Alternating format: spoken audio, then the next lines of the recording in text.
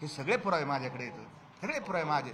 तुझी ही जी चाललेली सगळी खटपट आहे, तुझी ही चालली, ही फक्त श्रेयवादा करताय, स्वतःला मोठं म्हणून घेण्याकरताय. असंख्य पुरावे मी देऊ शकतो. आरक्षण कोण मागतो? तुम्ही सगळे समजदार माणसं आहेत. आरक्षण कोण मागतं? गरीब लोक आरक्षण मागत आहेत. हा, जेसीबीतून फुलं मागणारे लोक कुठून आले? जेसीबीचे पै फुलं. अरे एवढा हार, हे काय 50-50 मीटरचे हार कोण देतं पैसे?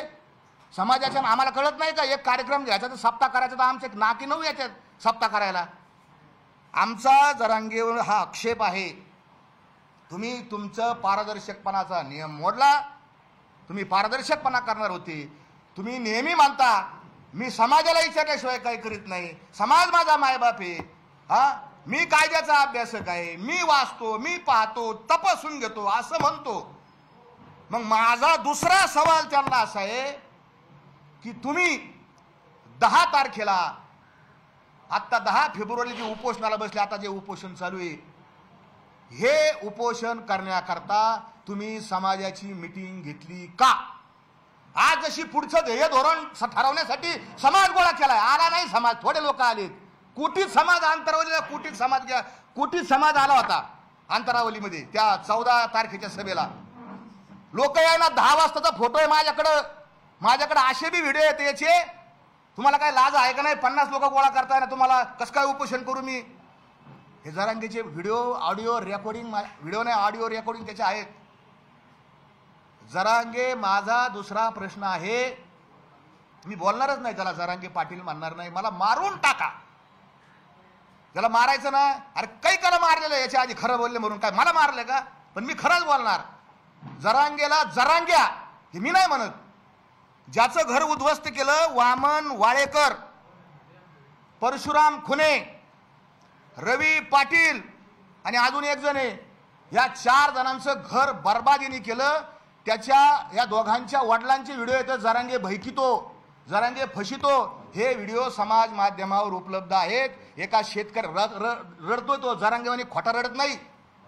तो वामन, तुम्ही नीट पहा व्हिडिओ. त्या वामनराव वाळेकरांच्या डोळ्यात जे अश्रू आलेले आहेत ते दुःखाचे अश्रू येतं, आणि याचे अश्रू मगरीचे अश्रू येतं, नक्राश्रू त्याला म्हणतात आमच्याकडं. आणि या जरांगेंनी मराठ्यांची घरं उद्ध्वस्त केली. दुसरा आक्षेप माझा, अनेक आक्षेप घेण्यासारखे येतं, कितीतरी याला अक्कल नाही, नाही तर हा नाटकं तरी करतो. अजून एक सांगतो तुम्हाला, आपण सगळे चॅनेलवाले येतं, आपल्याला TRP लागती. याला हा लय हुशार आहे. त्याच्यात आपल्याकडं अटेन्शन कसं होईल, लक्ष कसं बितून घेता येईल, याला पक्क माहिती आहे. त्याला एका हिंदी चॅनलच्या एका पत्रकारांनी प्रश्न विचारला मुंबईला जायच्या आधी, जरांगे पाटील आप मुंबई को कौन से रस्ते से जा रहे? त्याचं काय उत्तर? हम डांबरी से जा रहे. अरे तुला एवढी तरी अक्कल आहे का रे? हाँ, तुला काय विचारले पत्रकारांनी?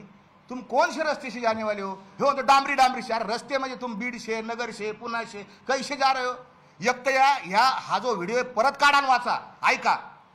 हा म्हणतो, पत्रकार विचारतात कोणत्या रस्त्याने जाणार, हा म्हणतो डांबरीहून जाणार. हे उत्तर आहे. एक तर याला अक्कल नाही, नाही तर हा लोकांना फसितो. याचे 2च उत्तर आहेत. तिसरं उत्तर नाही. हा प्रचंड शातीर माणूस आहे, कितीतरी शातीर.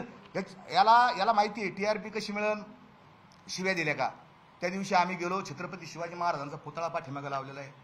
महिलांच्या बद्दल कसं बोलावं? हा, अशीच असती सुंदर आमची आई. शिवाजी महाराज ही संस्कृती ना, त्यांनी शिकवलं ना. मागं पुतळा आहे ना शिवाजी महाराज तुझ्या.